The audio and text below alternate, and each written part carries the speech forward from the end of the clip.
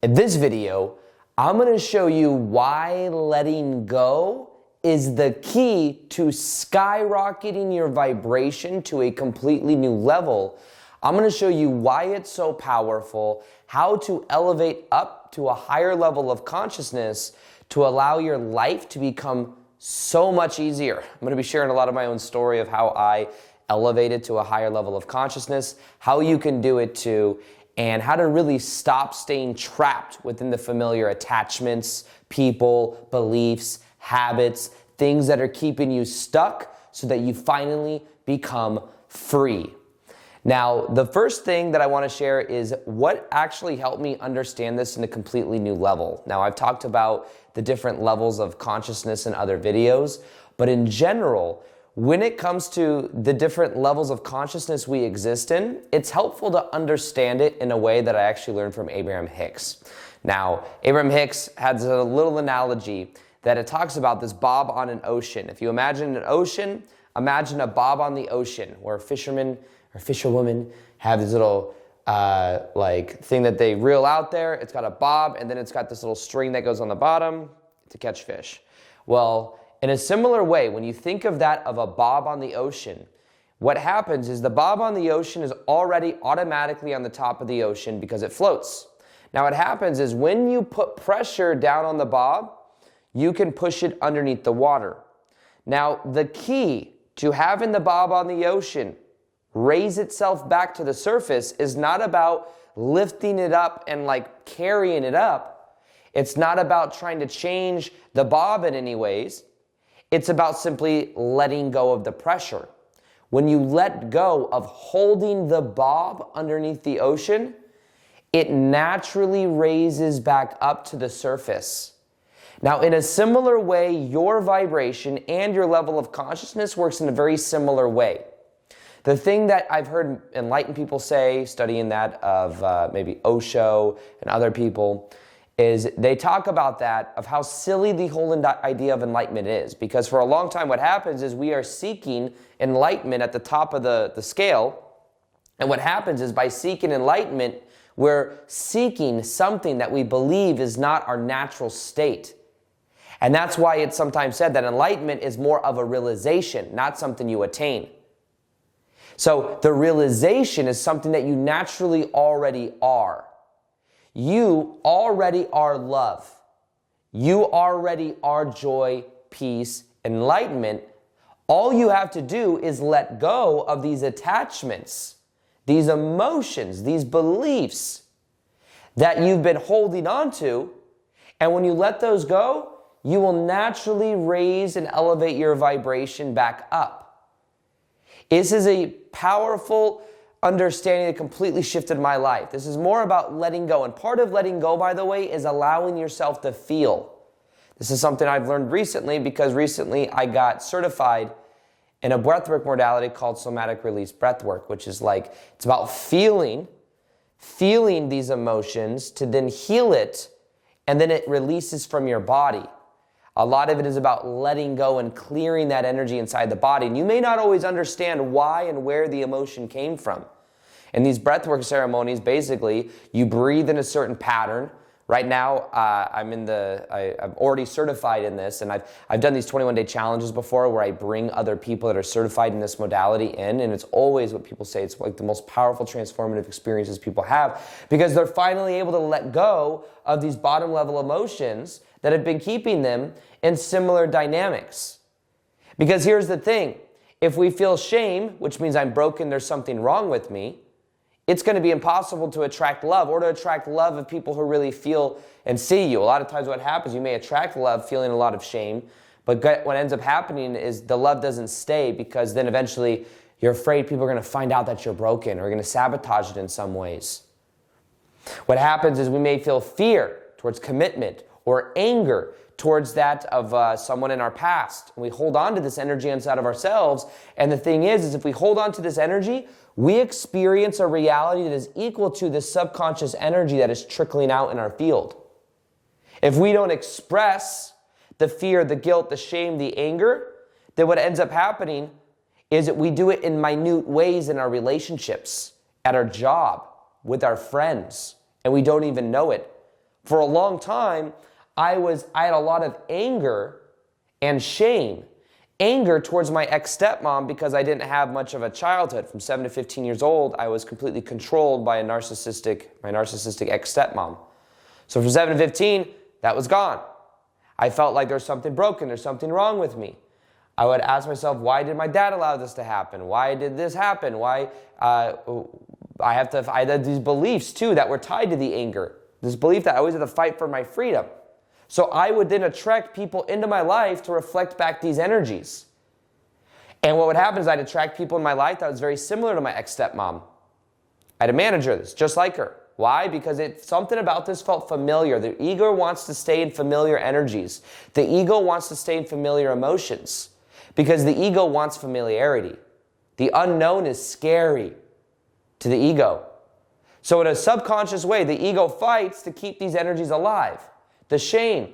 I'd find myself in relationships and I would believe I wasn't good enough. I would sabotage it. And then I would pick people that would not choose me, because why would they choose me if I'm not choosing me? Shame. There's something broken about me. And I would find myself in a reality that is equal to that. The key to me elevating and skyrocketing my vibration was becoming aware of these. Not of every little minute detail. It wasn't like I had to become aware of when I was a baby and 2 years old and I wanted something from my mom and she pulled away because she was going through her own process or because her dad just died or something like that. The keys for me have been becoming aware and feeling the energy inside of my body and releasing it. And when you feel it, you allow it to close the loop, to close the pattern, to not continue to remain active in the body. When you feel it, you heal it. So what you want to do, though, is you do want to become aware of the attachments, the people, the labels, the habits, the beliefs that are holding you back. You don't have to become aware of all the emotions and where every little thing comes from. Every memory, sometimes people ask that. It's not necessary to become aware of the actual memory. When we do these breathwork sessions, you may be in a state of breathing in this specific pattern. You may be releasing emotion, and you may be releasing, like the other night for when I kind of graduated, and we did a breathwork ceremony. There was one man that was yelling, anger. He was releasing so much, and it was very intense for him. And it was intense for the other people around him too, because a lot of times when a lot of us may not be comfortable with other people expressing emotion. A lot of times it reminds us of other people in our lives where it wasn't okay. But as he was expressing that, as he was releasing that, he was allowing it to dissipate so that he didn't go out into the world and then release that anger towards somebody else. Subconsciously. By slamming cabinets and shit. You see, and he shared afterwards that what he was able to do was to forgive his brother. His brother was next to him. His brother's first time doing breath work. He said he finally forgave his brother. Everyone in the crowd there was like 50 people there. Everyone's like, what the hell is he forgiving him for? Like, what did your brother do, you know? But he was able to finally release and forgive his brother. Forgiveness is a way of also letting go. Letting go of old meaning. Forgiveness, a lot of times, is meaning that we've given. Somebody else did this to me. This wasn't right. It's to take back the meaning and realize that everyone is doing the best they can with where they are, with the level of consciousness that they're at. Think of what somebody would have to go through to take someone else's life. Think of what someone else would have to go through to abuse somebody else, mistreat somebody else, do some of the most horrible things we can even imagine. Doesn't make it right for us to imagine that, but it does help us understand a little bit more, and that makes it easier to let go of. So for me, back in 2012, I had the patterns in my life of people that were my ex-stepmom, just in different bodies, pretty much, similar energies. And then I forgave my ex-stepmom, and she left my life. Happened at Nordstrom's and women's shoes, believe it or not. And then eventually what happened is I became aware of even the labels that I had. I had labels. I have ADHD. There's something wrong with me. A lot of times people would also, there'd be beliefs that were tied to these labels because people would tell me at my job I had a lot of energy. They'd be like, what's wrong with you? Why do you have so much energy? And I would think to myself, what's wrong with me? What's wrong with me? There's something wrong with me. They go to a doctor. Here's Adderall. Side effects of Adderall. You can't eat very much. You can't sleep very much. Then eventually what I decided is, I'm going to learn meditation. Meditation is the level of neutrality. There's certain things, certain levels that really help you elevate. One of the first ones for me was neutrality. I learned how to observe my thoughts. Not try to control them, but how to observe them. And how to observe even some of the things that happen to me from a neutral place. I'd say forgiveness is what really helped me move. Forgiveness and feeling, breath work. The most powerful transformative thing I've been through is breath work for clearing this energy. It allows you to heal it, feel it, and to heal it. And then the key is lurking and becoming aware of neutrality, observing your thoughts, observing the beliefs, the attachments, the labels, the habits, and the stories you have about who you are. And as you observe them, you see them as more neutral. I started to observe my past, even with the extent. I realized that my past, of the painful past I went through, with not having much of a childhood, not having allowed to have friends, or having to earn to go to school, up until I was 15 years old, my dad finally divorced my ex-stepmom. What happened is I realized that led me to my spiritual awakening. That pain was actually a good thing. I could start to appreciate it more. And as I started to realize that, it allowed me to then raise my vibration even more. Then I could tell back in 2012, willpower. That's like Tony Robbins. You can do it. Gary Vaynerchuk. It's all like more this kind of like motivation, willpower. I started focusing on learning the secret. I believe the secret's kind of close to this level as well. It's like I can do it. There's like a desire there. And I started focusing on achievement and success. And then eventually I got and found my purpose, which is meaning. And the power is as well becoming aware of the meaning that you gave in the past, which are these little beliefs that are tied to these emotions. Shame, I'm broken. Guilt, it's my fault, or it's someone else's fault. It can also lead to the fear, I can't feel different emotions. Fear is trying to keep us in familiar energies. And then anger, it's unfair. Normally there's a belief there's some level of energy that is unfair. And there's, of course, different nuances to each of these. But there's an attachment there. And what you want to do is you want to become aware of these and then see them for what they are. They're attachments. They're beliefs. They're stories. They're people, labels, habits, attachments. They're not who you are. You are an eternal spiritual being. You are love consciousness. And when you start to see that you may think thoughts, you may feel emotions, you may have beliefs, but you are not just your thoughts, your emotions, your beliefs. You may feel them, but there will come a time where the wave of that emotion goes. It's just like breath work. You do breath work, you feel this emotion come up, it can be very intense. And in the moment, you'll say, what do you mean I'm not anger? All I feel is anger. But then eventually, a lot of times it will subside. Think of it like a toddler. A toddler goes through a huge temper tantrum. They're feeling anger, but then a lot of times I may take a nap right afterwards. There's waves of emotion. You may think thoughts, but you're not your thoughts. You may feel emotions, you're not just your emotions. But when you let yourself feel the emotions, you clear it from your energy and it allows you to skyrocket. Now here's another important thing.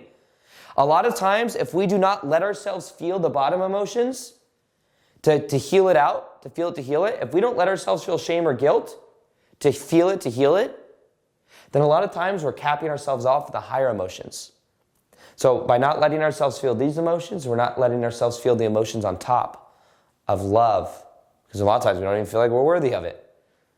So the key though is to feel it, to heal it, to become aware of these emotions, to allow ourselves to elevate our vibration to a higher level to where we exist in this natural state of being. Now in 2012, I went from a scale of like 0 to 10. I normally felt at about a 3. I'd smoke weed or something, feel like a 4 or 5. Drink or something, feel higher. And then after it would wear off, I'd go back down to about a 3. After my spiritual awakening, after I learned how to really let go in a powerful way, my vibration went up to about a 7 or 8 out of 10. I felt high a majority of the time. And I thought that it was too good to be true. Oh, I'm going to fall back down to the 3. The thing is that's where my vibration, of course it fluctuates and go down to a 4 or 5, I get frustrated or something, but now it is rooted more on the 7 or 8 out of 10, where I literally felt high all the time. I felt like I was on ecstasy or something. When you let go, you energetically become more free. Now, if you want, by the way, to go through one of the most powerful, transformative breathwork practices I've ever found, really release emotion and not stay trapped within these energies, attracting similar situations in your life, one of the most powerful things you could do is to go into that of magnetic mastery. Go to www.magneticmastery.com.